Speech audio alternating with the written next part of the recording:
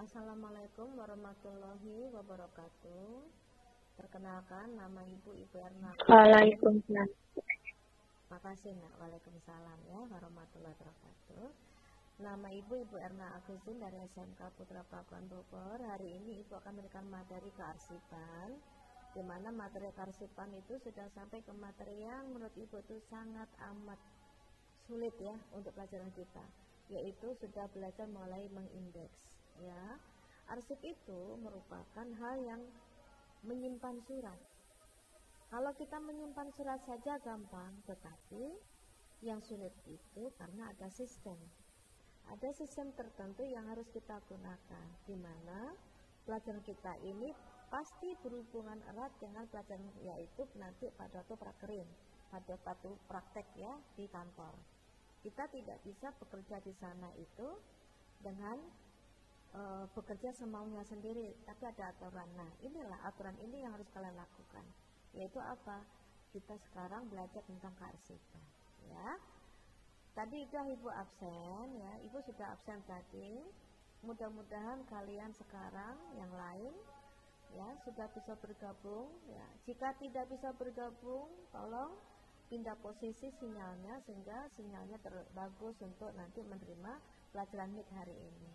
Selain itu, kalau misalnya tetap sulit, maka bisa dimatikan dulu HP-nya, keluar lagi, di restart sehingga bisa kalian nanti belajar lagi ya. Baik, alhamdulillah kita tadi Ibu sudah minta untuk berdoa ya. Kalian berdoa ya Nak ya.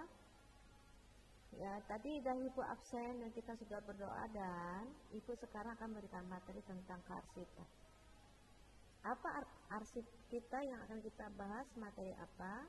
Kita akan bahas sekarang, oke ya. Ibu akan presentasikan materinya supaya kalian bisa membaca bersama-sama.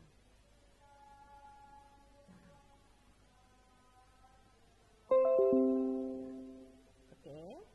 Ini menerapkan klasifikasi dan indeks arsip. Ya.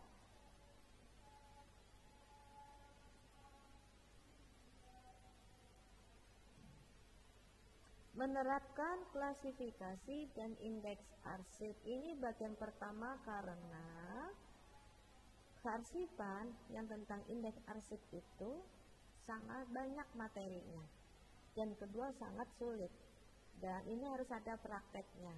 Oleh karena itu kalian di rumah tolong didengarkan baik-baik, siapkan 10 surat yang pernah Ibu minta kemarin ya, 10 surat niaga atau surat dinas yang kalian simpan, nanti tolong dikeluarkan ya, perforator, alat tulis, misalnya penggaris, semuanya disiapkan sehingga pada waktu nanti Ibu memberikan praktek, kalian bisa praktek di rumah dengan benar.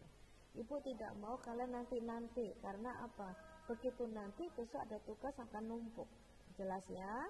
Nah, apa itu klasifikasi dan indeks arsip? Ya, klasifikasi arsip itu merupakan pengelompokan arsip yang mempunyai kesamaan.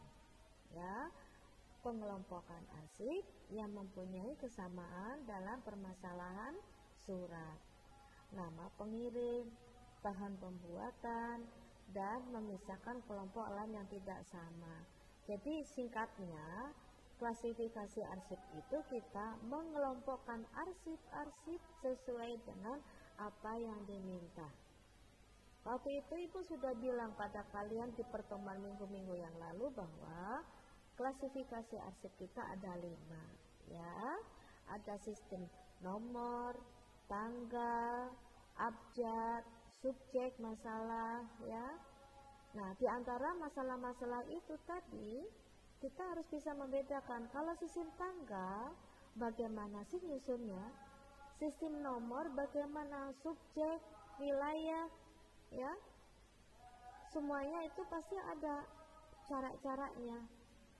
Nah, oleh karena itu di sini yuk kita mulai belajar. Ini pelajaran yang paling sulit dalam kearsipan. Kalau yang kemarin tuh masih teori-teori ya. Arsip itu apa, jenis-jenisnya apa, anggaplah masih bisa kita hafalkan, tapi ibu selalu bilang tolong dimengerti. Tetapi kalau sudah klasifikasi arsip, ini kita sudah banyak prakteknya. Oleh karena itu, siapkan alat-alat tulis, perlengkapan praktek, sehingga nanti pada waktu kita membuat klasifikasi arsip, kita sudah tahu, oh ini toh, kalau abjad itu seperti begini, nomor seperti begini, wilayah seperti begini, subjek seperti begini, tanggal seperti begini, sehingga nanti 10 surat sekarang dalam waktu setengah jam kalian bisa memasukkan dalam sistem abjad, serut beres. Sekarang sistem tanggal beres. Oleh karena itu ya, perhatikan baik-baik tentang materi hari ini. Jelas ya? Tadi artinya klasifikasi arsip itu mengelompokkan arsip-arsip berdasarkan sistem yang sudah ditentukan. Jadi nanti kalian kalau prakerin di kantor, setiap kantor itu suratnya, arsipnya itu klasifikasinya beda-beda. Kantor A menggunakan nomornya juga macam-macam. Ada pakai DTC ataupun di digital. Ya, arsipnya tidak seperti kertas begini, harus di-scan dulu ya, menggunakan teknologi. Tidak menggunakan kertas, kertasnya disimpan, tetapi prosesnya menggunakan digital. Jadi beda-beda. Ya, ada yang penggabungan dengan arsip apa? Abjad digabungkan dengan nomor. Ya, oleh karena itu, kalau dasarnya ini dasarnya kalian mengerti tentang arsip, tentang klasifikasi, ibu kepingin nanti apapun jenisnya saat kita prakerin nanti di kelas 11 kalian sudah bisa. Oleh karena itu kenapa pelajaran kelas 10 itu sulit, korespondensi sulit, karena kalian harus bisa mengetik dalam waktu paling lama surat itu 10 menit. Dari mulai atas kop surat sampai inisial itu 10 menit. Habis itu diarsipkan. Ya, mengetik menggunakan teknologi yaitu teknologi perkantoran. Kamu belajar tentang Word, Excel, PowerPoint, Publisher ya, dan semuanya. Terus habis itu diketik, dikorespondensi. Habis itu diarsipkan. Ya. Pekerjaan semuanya itu pekerjaan kamu nanti di kantor masuk dalam administrasi umum. Dan kamu akan dibantu dengan simulasi digital. Nah, itu semuanya pelajaran produktif yang sulit. Jadi tidak ada yang main-main. Oleh karena itu arsip itu berhubungan dengan mata pelajaran yang lain. Dan yang lain pun ada hubungannya dengan pelajaran kita mentok terakhir yaitu kearsipan. Kalau sudah diarsipkan dia apa? Disimpan. Di prosesnya apa? Pada waktu pelajaran korespondensi, pelajaran simulasi digital, pelajaran teknologi perkantoran. Itu prosesnya. Tapi terakhir disimpan pelajaran kearsipan. Jelas ya nak ya? Jadi hubungan antara mata pelajaran kita itu, kenapa ibu absen, ibu tegur jika kamu misalnya keluar masuk kita misalnya nggak ada sinyalnya, kamu diam saja. Karena apa? Kalau kamu mendengarkan materinya sekarang, nanti kurang jelas, YouTube dibuka lagi, dipelajari lagi, sehingga kamu nanti mengerti apa yang akan kita pelajari. Jelas ya? Jadi klasifikasi seperti itu, mengelompokkan arsip. Kegunaannya apa? Kegunaan dikelompokkan arsip itu sebagai pedoman. Pasti kamu kelas 10 OTKP, teman kamu kelas AKL, teman kamu kelas TKJ, MM, itu sudah ada pengelompokan. Nanti belajarnya apa saja beda lagi. OTKP belajar tentang perkantoran, ya, semua tentang perkantoran. Dari mulai orang-orangnya, personelnya, sikapnya bagaimana, orangnya harus bagaimana, pekerjanya apa, hasil yang diminta apa, jelas. AKL juga demikian, TBSM juga demikian, semuanya punya pedoman, ya, sehingga kalian tahu arsip nanti pedomannya apa. Makanya kita pelajari sekarang. Karena apa? Karena arsip yang cirinya sama akan dikelompokkan dalam satu tempat. Tadi satu tempat apa? Berdasarkan nomor ya nomor semuanya. Tidak ada kearsipan itu. Kalau surat penting sistem nomor, surat biasa sistem misalnya subjek, surat tidak penting sistemnya tanggal. Enggak mungkin seperti itu dalam satu kantor. Pasti sistemnya sama satu. Ya, oleh karena itu bagaimana caranya nanti pengelompokannya berdasarkan sistem yang sudah ditentukan tadi. Agar apa? Memudahkan dalam penyusunan biar mudah disusun. Ya, tadi kan udah bilang sistemnya nomor. Makanya surat yang kamu kirimkan ke ibu yang kamu simpan 10 tadi, harus suratnya itu minimal ada 14. Ya 13 lah, nggak ada inisial tidak apalah 13. Berarti harus ada apa dari atas? Kop surat harus ada, wajib. Suratnya tuh harus ada kop surat, karena dalam kop surat itu kita bisa menggunakan nanti sistem abjad. Ada namanya kan di kop. Tuh. Nanti turun ke bawah ada nomor, ada tanggal. Nah, jika sistem kita nanti arsip berdasarkan nomor, ada nomornya. Kalau arsip kita ada berdasarkan tanggal, ada tanggalnya. Ya. Jadi lihat dulu surat kalian yang kalian kumpulkan tadi. Ada enggak 13 bagian tadi kecuali inisial? Ada enggak kop suratnya lengkap? Alamat lengkap, ada email, ada fasimil misalnya, ya.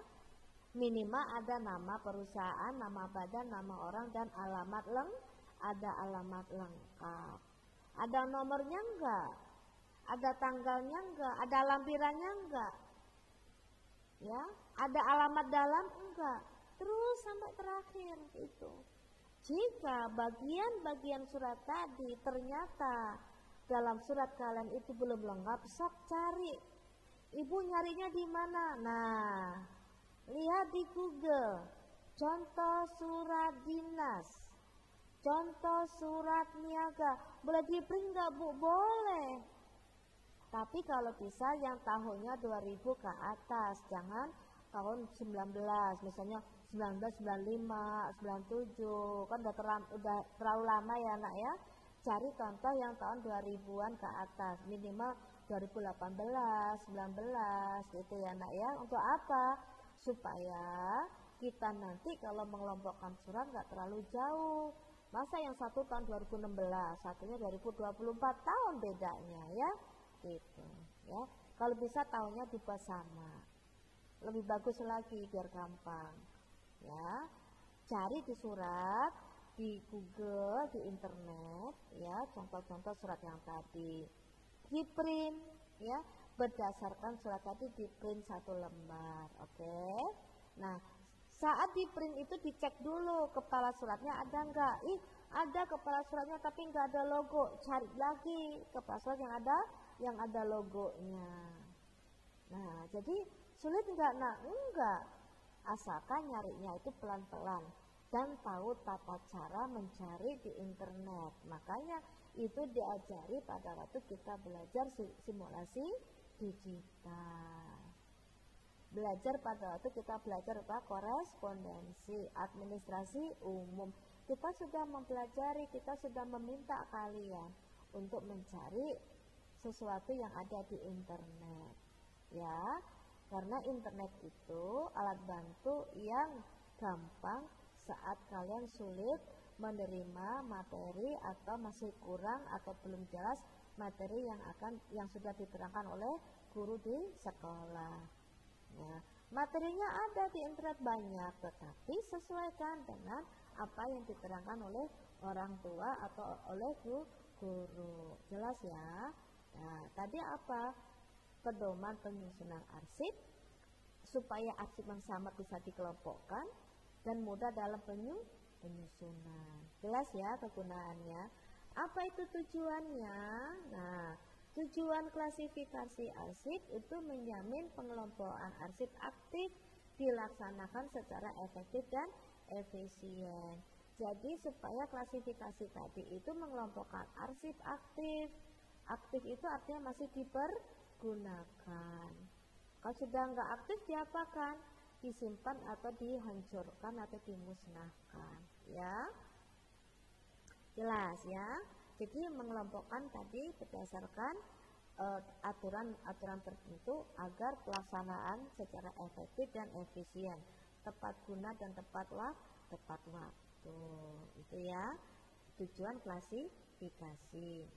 Nah, apa sih sebenarnya syarat penyusunan klasifikasi arsip? Syaratnya mewakili seluruh informasi organisasi. Jadi arsip itu mewakili apa?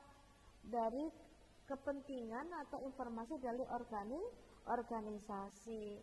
Organisasi kita ada misalnya sekolah lah. Sekolah itu kan di sini urusannya banyak. Banyak urusan sekolah itu. Dari mulai gurunya, pegawainya, sekolahnya, itu semuanya urusannya macam-macam, banyak. Ya. Nah, yang dilakukan kita yaitu apa? Kalau kita melambangkan arsip itu mewakili informasi dari organisasi. Jadi tidak boleh ya kalau dalam organisasi tadi atau arsipnya tadi kita bingung ini tentang apaan ya. Nah, sehingga pimpinan tidak mengerti ya. Jelas ya. Menampung semua arsip luwes. Nah, arsip itu kan banyak nak. Sekarang kalian kelas 10, arsip kamu di sekolah Putra Pakuan itu dalam formulir pendaftaran sudah ada nama kamu lengkap, asal sekolah, ya, nanti nomor ijazah SMP-nya, nama orang tua, alamat lengkap, nama wali, pokoknya jelas nomor telepon, alamat, RT RW itu lengkap. Kamu anak keberapa? Bersaudaramu ada berapa, rumahmu ada di mana, berapa kilo dari sekolah, itu datanya harusnya sudah ada di sekolah data awal. Udah ini baru kelas 10 nih.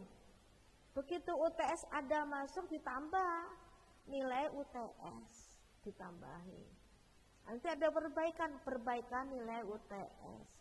Terus sampai dapat rapot semester 1. Tambahan di sana. Adelita rapor semester 1 agama, PKN bahasa Inggris nilainya sudah jelas semuanya. Masuk ke dalam sistem penyimpanan arsip yang ada di sekolah. Kelas 10 OTKP. Nama siswa Adelita, jelas.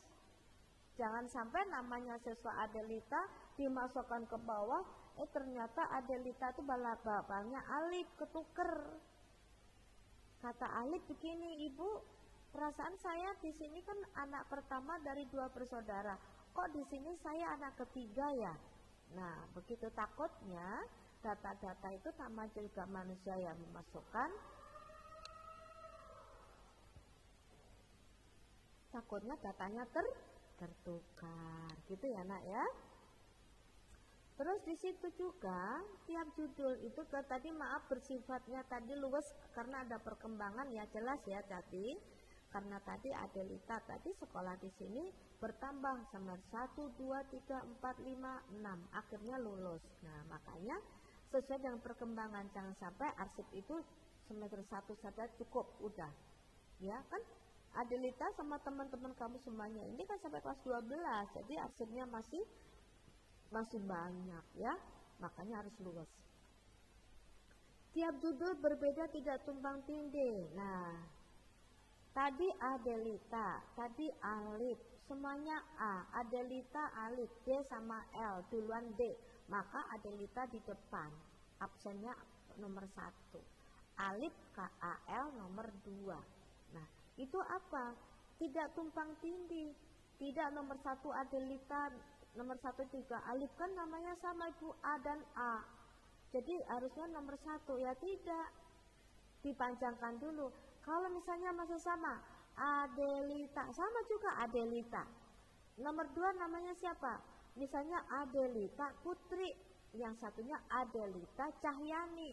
Cahyani sama Putri duluan mana? Duluan C, maka Adelia Cahyani baru Adelita Putri. Makanya nama benar sesuai dengan ijazah SMP. Jangan sampai nanti tertukar. Karena apa? Begitu nama ini sudah tertulis di sekolah, maka nama itu akan digunakan dalam penyusunan rapot maupun ijazah, tidak boleh salah. Oke, jelas ya, tadi judulnya berbeda, tidak tumpang tindih. Disusun dalam hubungan yang logis dan kronologis. Logis itu ya jelas, sesuai dengan waktunya juga jelas, gitu ya nak ya. Dan dapat disusun berjenjang atau bertingkat. Contohnya rumah kalian saja nih, ya. Rumah kalian ini ya, Nabila itu rumahnya, maaf ya, di gang. Di gang depannya itu rumahnya Nabila itu sudah jalan, ke belakang juga nggak ada kebun, tapi langsung tembok rumah tetangga. Nah, kalau misalnya ayah ingin membesarkan rumah, maka kalau tidak bisa membeli tanah kiri kanan belakang, maka rumahnya itu akan ditingkat, gitu ya nak ya. Kalau arsip itu juga bisa seperti itu tadi, makanya nomor itu tidak terhingga. Bisa nomor 0, 1 sampai nggak terhingga. Bisa nomornya triliunan, tapi nggak mungkin arsipnya namanya triliunan ya, tapi nanti ada bagian-bagiannya.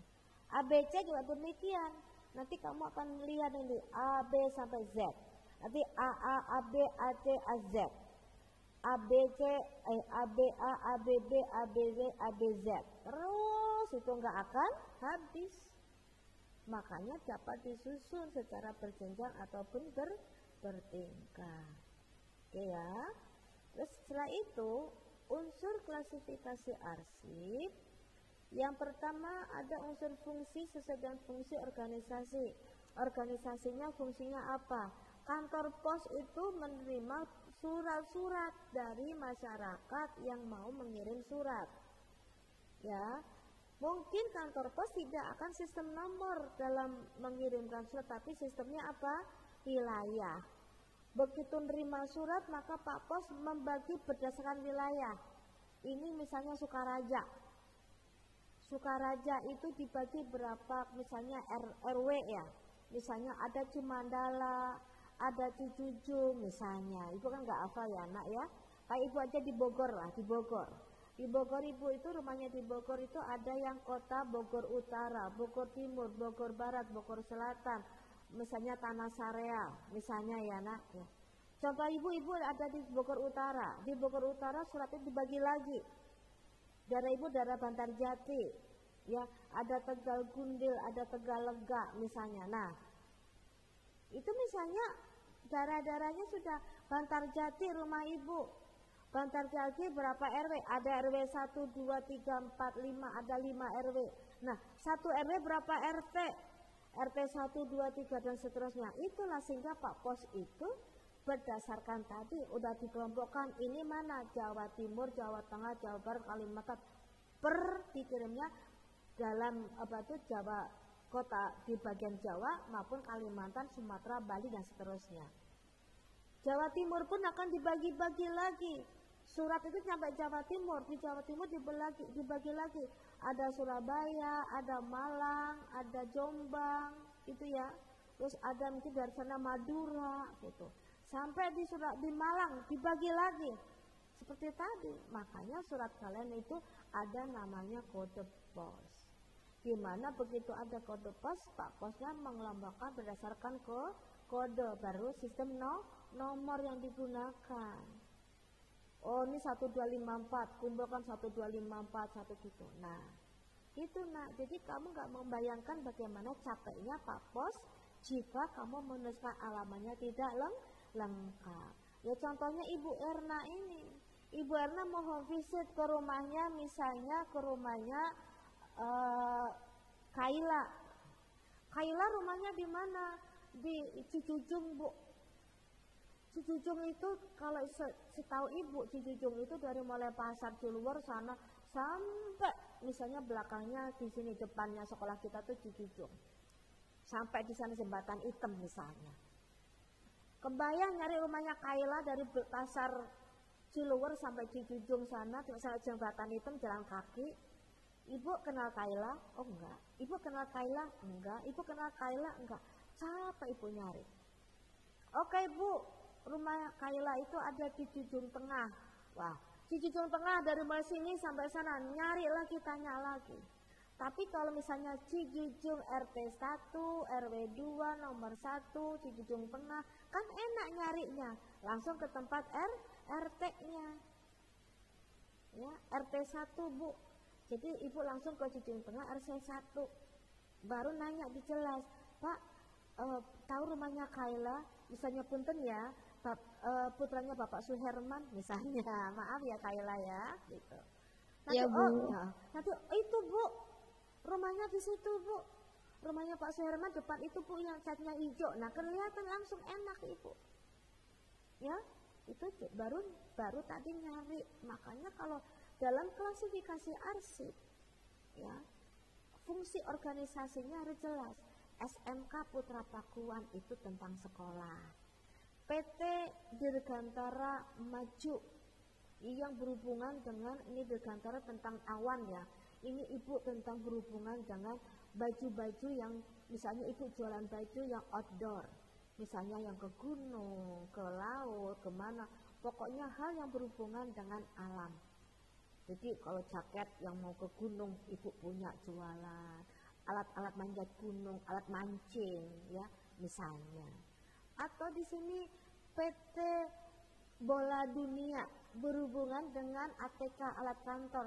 Jadi pulpen pasti ada, buku ada, kertas ada. Jadi harus tahu tentang organisasi. Ini berhubungan dengan surat kita yaitu surat niaga. Jelas surat niaga.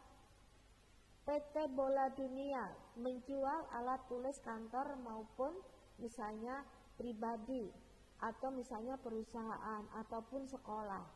Ya. PT misalnya Cantik Sekali menjual baju-baju misalnya baju mungkin baju anak sekolah ataupun baju kantor. Jadi semuanya punya PT itu ada fungsinya. SMK Putra Pakuan, SMK Negeri 1 Cibinong, SMK Negeri 1 Bogor, SMK. Nah, SMK misalnya di situ mekanik berhubungan dengan mesin. Judulnya sudah jelas misalnya. Ini merupakan contoh-contoh dari organisasi. Dan fungsinya pasti sesuai dengan nama-nama tadi, ya. Setelah itu ada juga struktur organisasi, ya. Ada masalah atau subjek. Artinya struktur organisasi itu bagian-bagiannya. Ada sumber daya manusianya, ada keuangannya, ada kepegawaiannya, ada kesiswaannya, ya. Misalnya kesiswaannya ada kurikulumnya, ada hubimnya. Terus masalah atau subjek tadi, ya misalnya kesiswaan, ada eskulnya, ya, ada hubungan dengan orang tua pembinaan karakter siswa. Itu semuanya hubungannya dengan apa? Kesiswaannya. Jadi kelompok-kelompok arsip tadi sudah mengerucut. Tadi SMK Putra Pakuan gede kan, ke atas lagi bagian kesiswaan, ke atas lagi eskul, ke atas lagi pembina eskul, nama-nama eskul, mengerucut lagi bagian misalnya futsal, siapa yang ikut futsal, pembinanya siapa, latihannya kapan. Jadi semuanya mengerucut sehingga lebih jelas. Nah, di sini setelah itu ada juga kode arsip. Merupakan tanda pengenal arsip kodenya. Orang bilang dulu kemarin budaya bilang tentang guide. Ya, ada tab guide, badan guide.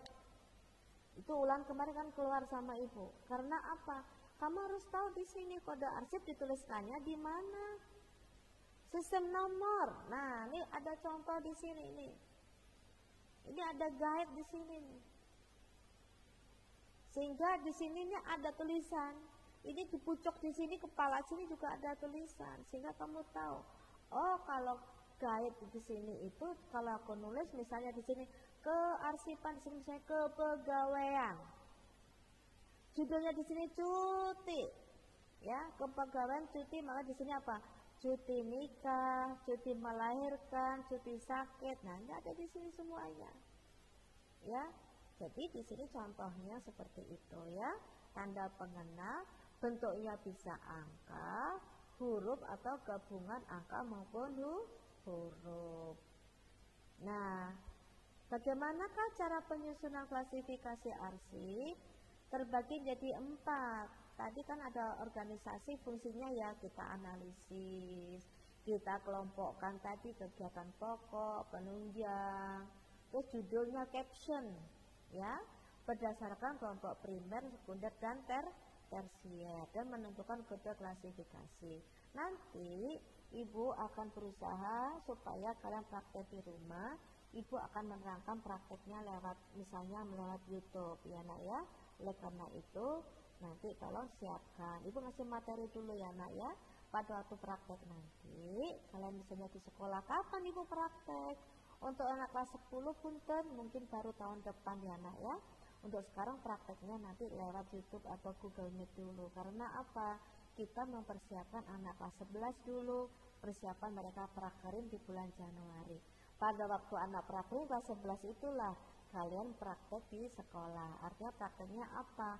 Sesuai dengan kemarin yang dibagikan oleh sekolah. Ya, jelas ya. Nah, habis itu nanti setelah itu dikelompokkan, captionnya, judulnya ada siapa seperti atas nih pokok, penunjang, ada primer, sekunder maupun tersier. Setelah itu ada juga kode klasifikasinya. Seperti tadi ibu bilang tadi, ada di sini ya, ada primer, sekunder, tersier. Ya, tersier di sini ada. Ya, ini kodenya di sini. Ini ada primer, sekunder, tersier di sini. Gitu ya. Nah, setelah itu kodenya ditentukan. Nah, tadi ada 5. Nah, sekarang yang pertama abjad.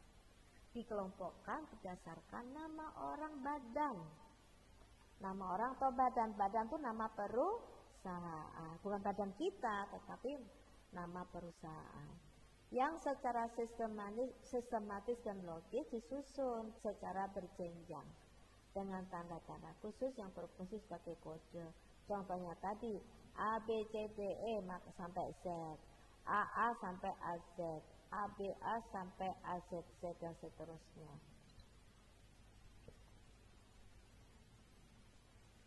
Oke ya, itu tadi abjad. Nah, contohnya begini. Ini filing kabinet 1, 2, 3, 4. Filing kabinet pertama itu A sampai F, artinya nama orang atau nama perusahaan yang dikelompokkan berdasarkan klasifikasi A sampai dengan F. Berarti A, B, C, D, E, F. Berarti ada 6. Ya, ada 6. Nih, A, B, C, D, E, F.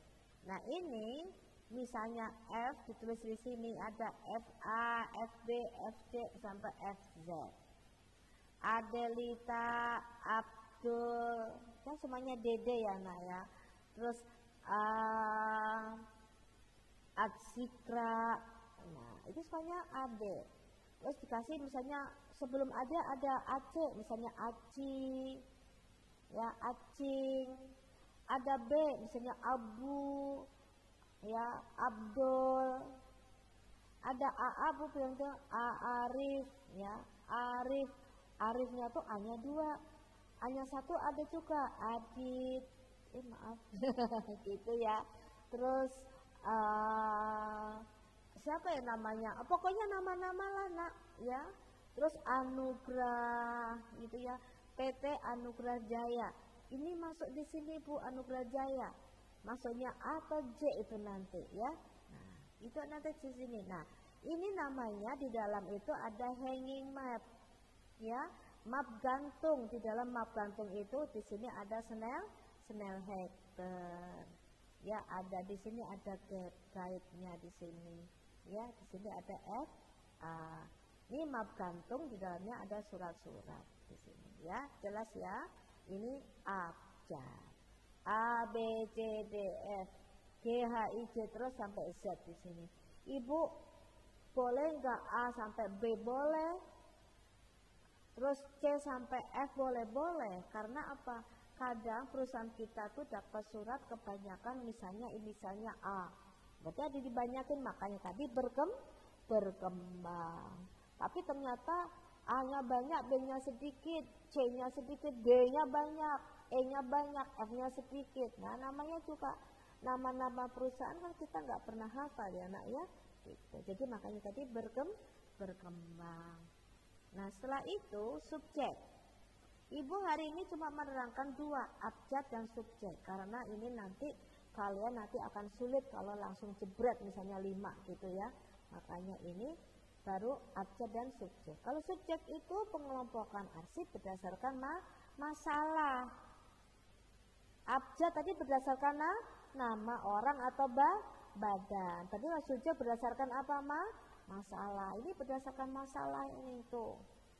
Berdasarkan masalah. Sama secara sistem logis yang disusun nanti sebagai kode. Nah, kalau subjek tadi banyak lagi bagian-bagiannya masalah tadi. Ada namanya masalah utama, contohnya kepegawaian. Dibagi lagi yang tingkat kedua sub masalah kepegawaian, kita ngomongin apa? Cuti. Jadi di bawahnya nomor 2. Cuti juga bermacam-macam, berarti tingkat 3 sub masalah. Contohnya cuti hamil atau cuti sakit dan seterusnya. Oke. Dan di sini dalam lacinya ini ada kepegawaian, ada keuangan, ada pemasaran. Sehingga contoh dilengkapi itu dibagi menjadi 3. Nah, ini kepegawaian di sini ada kode lacinya, ada kode hanging foldernya, ini kodenya. Terus surat-suratnya. Ya, jelas ya. Ini yang berhubungan dengan subjek. Nah, jadi klasifikasinya tadi ada yang murni. Murni pun dibagi kamus. Kalau kamu buka kamus misalnya A, B, C sampai Z. Misalnya A, huruf pertama bahasa Indonesia, nanti abu, nama ini Abi. Nah, terus saja A, U, E, O dan seterusnya sampai Z. Ya. Nih. Disusun terpisah seperti kamu. Contohnya C, cuti, H, I, J, K, L, N, K, G, habis G, habis K, ke E, K, E, P, E, kredit, K, R, P dan seterusnya. Ini berdasarkan kamus atau subjek murni.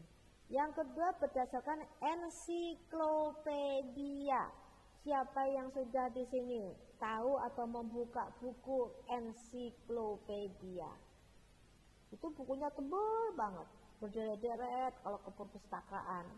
Kalau dipakai, maaf, kakakmu atau saudaramu wisuda, kadang-kadang latar belakangnya itu ada ensiklopedianya. Ya, ada buku-buku tebal yang suka difoto-foto ya, itu kayak contoh ensiklopedia di situ, ya. Contohnya di sini berdasarkan istilah dari kelompok. Contohnya kepegawaian cuti, tapi di sini ada juga cuti melahirkan, cuti sakit, gaji dan seterusnya. Itu merupakan subjek. Tadi tentang berhubungan dikelompokkan berdasarkan kamus A, B, C sampai Z tanpa tahu klasifikasi atau masalah. Yang kedua berdasarkan klasifikasi yang seperti ensiklopedia. Udah ya. Nah, terus yang murni tadi, ya, ini ada angka Arab.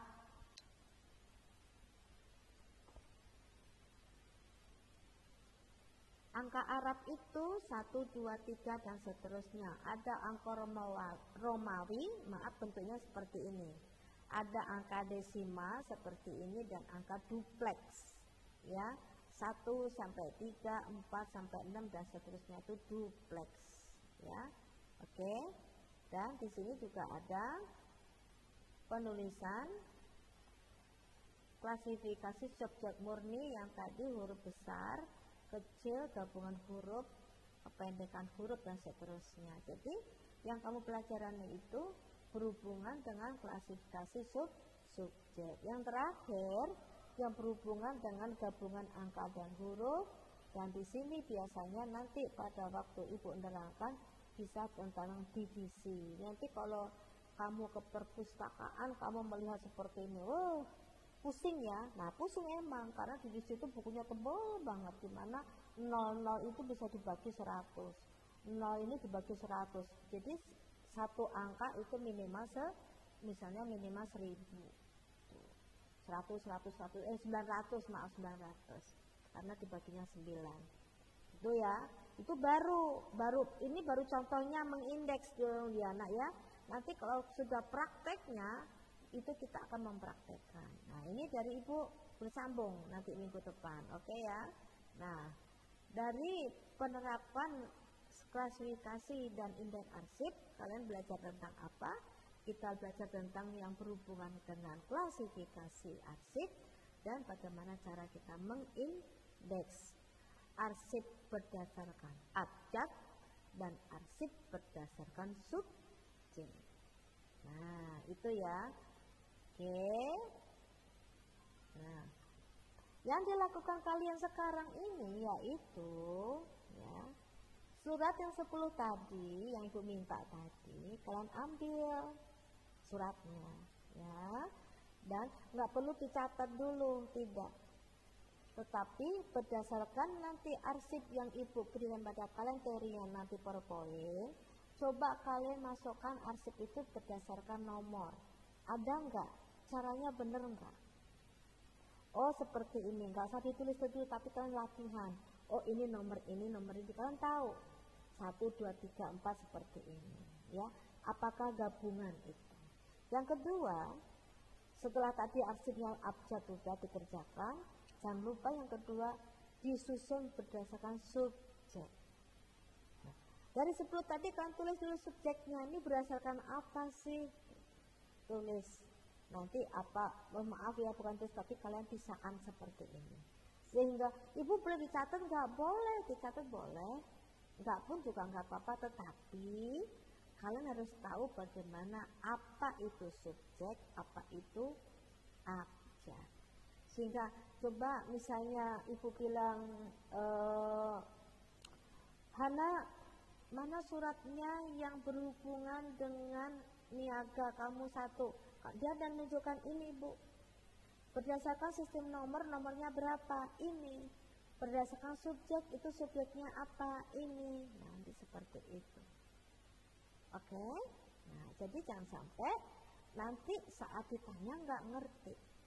Jika ada yang mau ditanyakan sok mangga ngomongnya bu keluar terus. Nah maaf ya, jika ada yang ditanyakan lagi silahkan, boleh pakai WA, ibu buka dulu WA-nya, ibu cek dulu ya, ibu cek dulu ada yang bertanya tidak.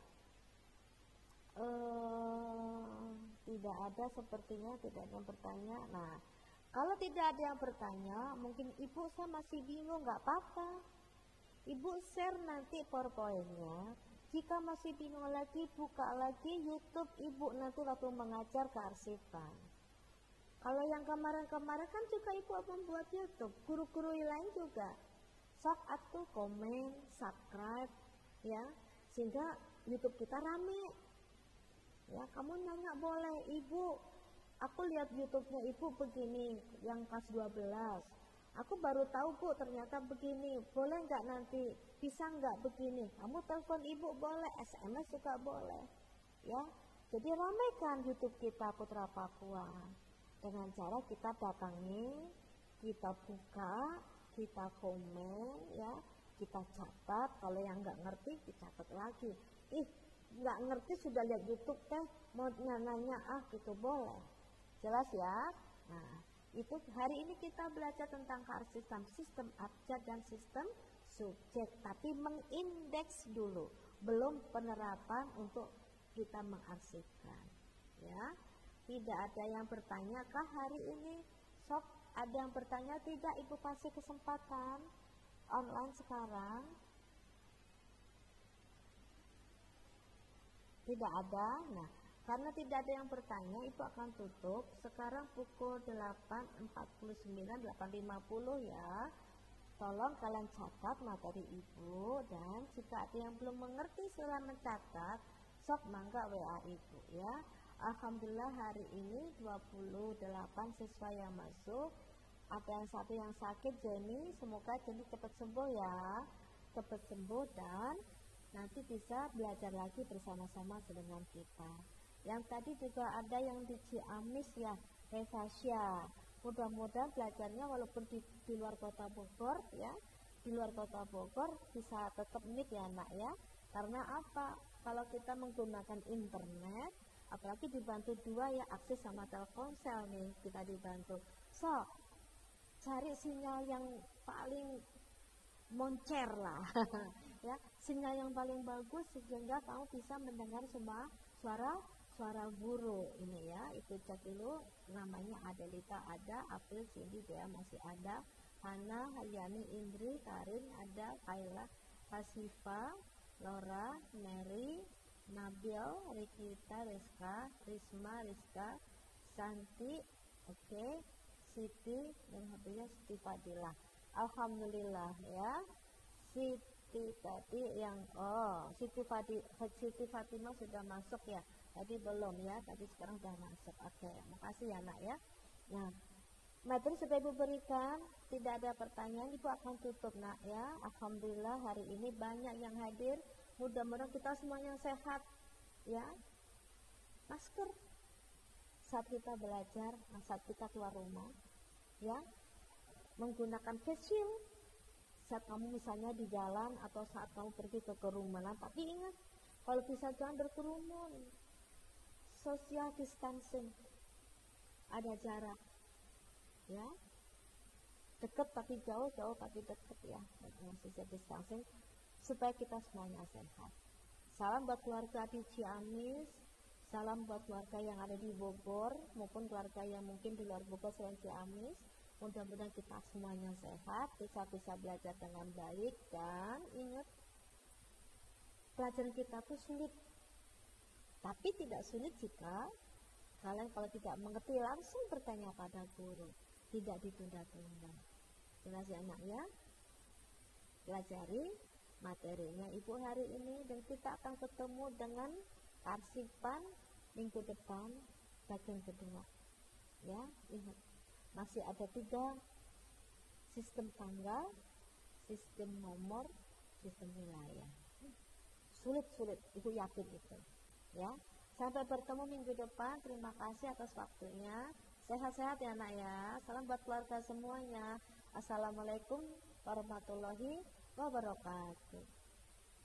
Waalaikumsalam warahmatullahi wabarakatuh.